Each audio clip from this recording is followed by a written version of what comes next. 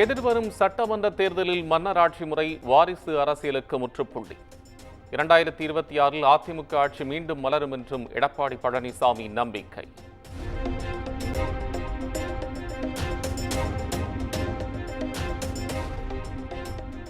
பாஜகவுடன் அதிமுக கூட்டணி அமைக்குமா என்ற கேள்விக்கு எடப்பாடி பழனிசாமி மழுப்பல். 6 மாதங்களுக்கு பின் கூட்டணி குறித்து கேளுங்கள் என்றும் பதில்.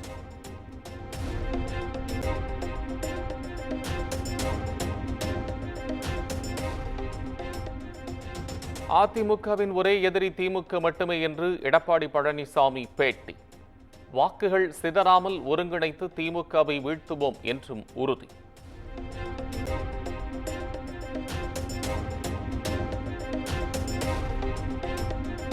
தேமுதிகவுக்கு ராஜ்யசபா சீட் வழங்குவதாக அதிமுக கூறவில்லை என இபிஎஸ் விளக்கு.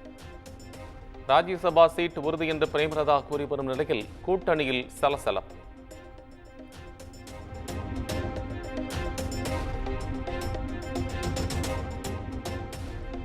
ராஜ்யசபா சீட்டு குறித்த இபிஎஸ்ஸின் கருத்திற்கு பின் சத்தியம் வெல்லும், நாளை நமதே என எக்ஸ் தளத்தில் பதிவிட்ட தேமுதிக.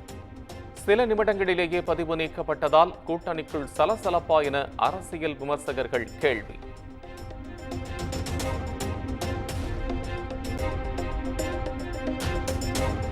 அதிமுகவுடன் பாஜக கூட்டணி என்பது அவசரத்தில் பேசும் சப்ஜெக்ட் அல்ல. கோவையில் அண்ணாமலை பேட்டி.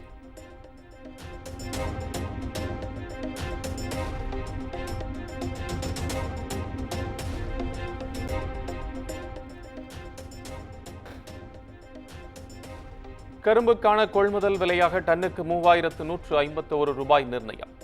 2024-25 ஆண்டு பருவத்திற்கான விலையை நிர்ணயம் செய்து தமிழக அரசு உத்தரவு.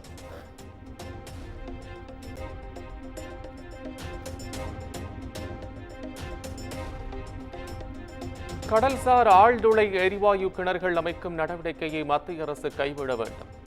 பிரதமர் நரேந்திர மோடிக்கு முதலமைச்சர் மு க ஸ்டாலின் கடிதம்.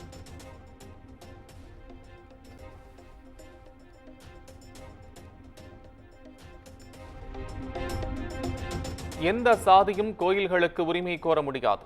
சாதி அடிப்படையில் கோயிலை நிர்வகிப்பது மத நடைமுறையும் அல்ல. சென்னை உயர்நீதிமன்றம் திட்டவட்டம்.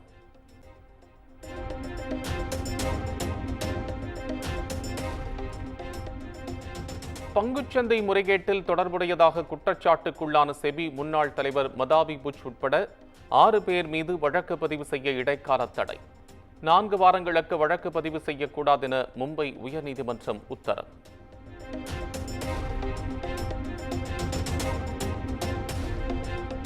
பிரயாக்ராஜில் 45 நாட்கள் நடைபெற்ற மகா கும்பமேளாவில் எந்த ஒரு அசம்பாவிதமும் நிகழவில்லை.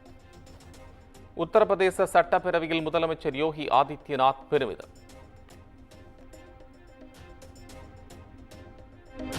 ஜம்மு காஷ்மீர் மாநிலம் குப்வாரா பகுதியில் கடும் பனிப்பொழிவால் இயல்பு வாழ்க்கை பாதிப்பு. முக்கிய சாலைகளில் தேங்கிய பனிப்படலங்களை அப்புறப்படுத்தும் பணி தீவிரம்.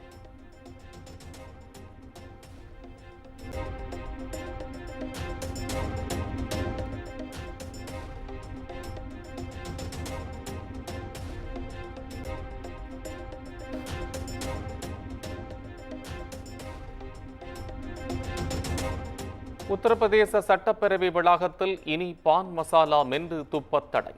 சபாநாயகர் சதீஷ் மஹானா அதிரடி உத்தரவு.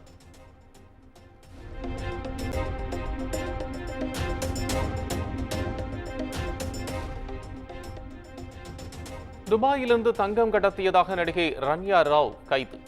14.8 கிலோ தங்கத்தையும் பறிமுதல் செய்து அதிகாரிகள் விசாரணை.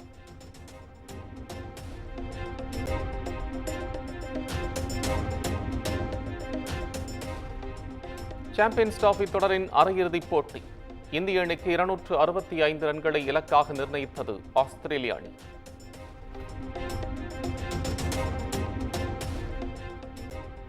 குமுதம் மற்றும் தமிழ்நாடு மின்சார வாரியம் இணைந்து வழங்கும் சிக்கனமும் பாதுகாப்பும் யூஸ்ஃபுல் டிப்ஸ். மின் நுகர்வோர் சேவை மையம். மின் கட்டணம் தொடர்பான சந்தேகங்கள், இலவச மின் இணைப்பு குறித்த தகவல்கள், பழுதடைந்த மின் கம்பங்கள் அல்லது பில்லர் பாக்ஸ் குறித்த தகவல் தர, மின் இணைப்பு பெயர் மாற்றம் குறித்த சந்தேகம், இவை அனைத்திற்கும் 9497 9497 என்ற எண்ணை தொடர்பு கொள்ளவும்.